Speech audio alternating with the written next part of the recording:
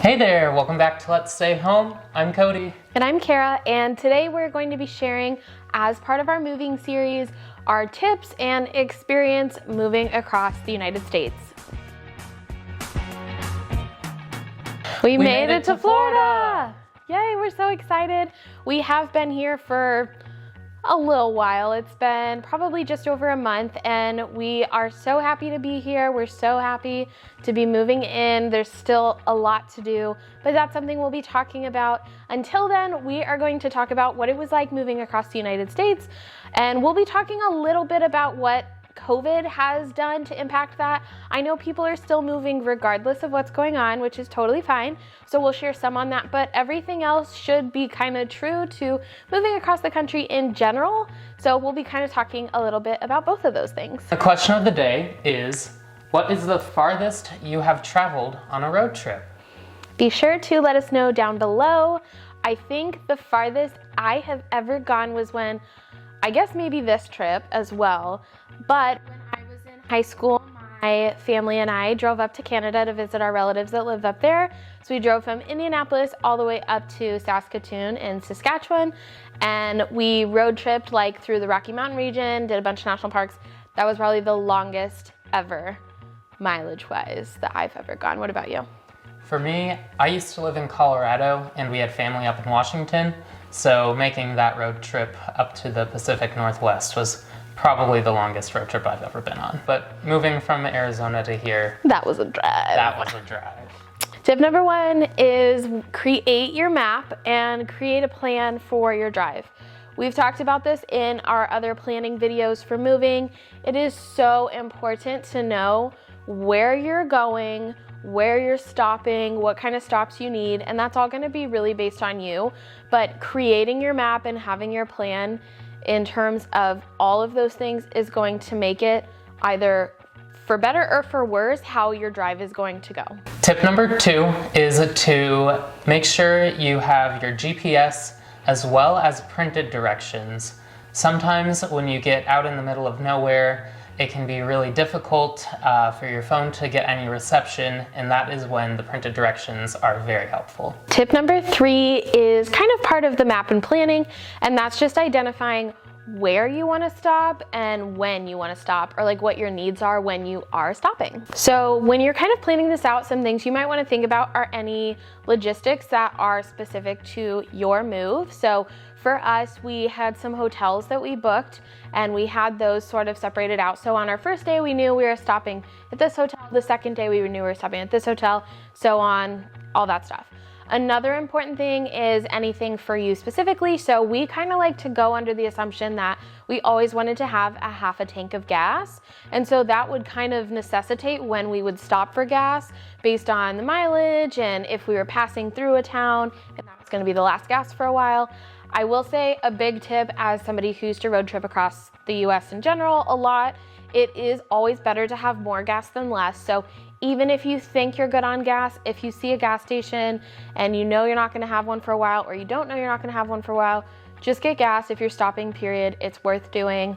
You don't wanna run out of gas, especially if you're driving through parts of the country that are way less populated. For us, we really tried to stop at a lot of Love's gas stations because not only were the bathrooms really nice and clean, but a few of them, if not all of them, actually had little dog parks, so we were able to take Knox out. Tip number four is to budget out your gas in cash.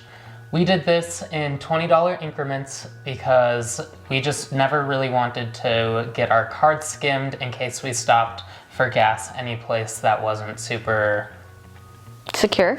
Yeah. At the end of the day, I have had my card skimmed, and jokes on them, I was a broke college student, so they didn't get to take a lot of money. But 9 times out of 10, when you are on the road, even during COVID, you can wipe your cash down. It is best to use cash because, like Cody said, you can budget and also ensure that you're not going to get your credit card skimmed. If you do not want to use cash, but you do have a card or you're in an emergency, you need to use a card, instead of paying at the pump, which is typically where skimmers are, go into the store. And if you are using your card anywhere, just keep track of it, like on maps or anything like that. Take a picture of which gas station you're going to with its address. just in case anything happens. It's gonna make tracking down that so much easier. Tip number 5 is creating bathroom bags. So regardless of COVID, these are helpful just anytime you want to have a clean bathroom break. Granted, we were really lucky and stopped at restrooms, if we had to, that were incredibly clean. We did that on purpose. From our experience, we thought Love's were really great and really clean, but you can do your research to see what you think. But for the bathroom bags, essentially this will have hand sanitizer, Lysol wipes, anything that you may need for the restroom, whatever that is for you. And then another thing you can add is poopery if you are into that. Not everybody is, some people are allergic, so figure that out. But these ended up being super handy in case we ever went into a bathroom that wasn't so clean, or just for peace of mind during COVID. You can also bring your own toilet paper if you want to do that as well. That's not something we chose to do, but that would be another way to kind of minimize your contact with outside stuff. On the topic of bathrooms, this brings us to tip number 6, which is essentially try to plan out your stops, whether it be for the restroom or for meals. On top of stopping for gas, that's also when we tried to do our bathroom breaks and even get some meals in. That way we could be on the road for as long as we could. Additionally, that's also when we stopped to make sure Knox could use the restroom and stretch out his legs. Bathroom breaks for your pup are really great also to let them stretch their legs.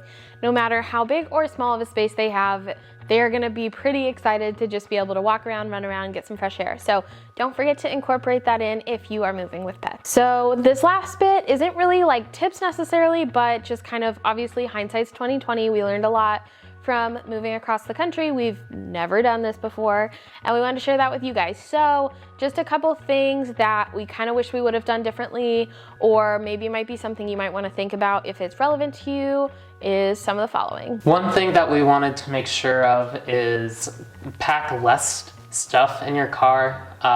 We didn't really have too much of an option because we packed our moving vehicle to the brim, but having a little less stuff in the car would have been nice. Something that I think if you've ever road trip before in general that is typically true is I wish we would have ate like more real food.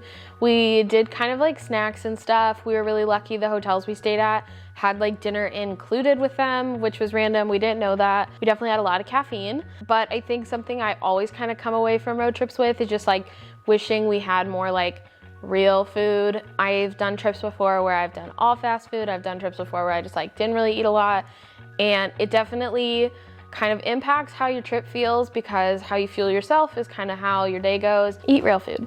That would definitely be something I would say. Overall, it's a really good trip. Overall, I think we're pretty impressed with like how it went. We have never taken Knox in the car that long, like at all. And he did phenomenal. He slept the whole time. He was super stoked. Like when we would stop, he'd be like curious what we were doing.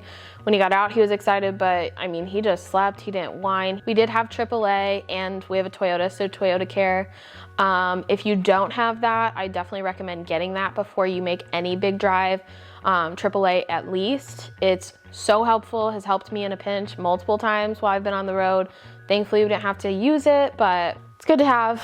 But overall, we had a really successful cross-country move. If you have any questions or there's anything that you want us to kind of talk about that we didn't, feel free to let us know in the comments down below. We'd be happy to talk about it. Moving across the country is no small feat. It totally takes a lot of preparation, and even when you prepare, stuff happens. So if there's anything you have questions about, do not hesitate. There's no bad questions. We want to make sure our experience can help you. We hope you enjoyed this video and all of the tips that we found during our move, and that it helps you during yours. Until then, we will see you guys in the next video. Bye. Bye.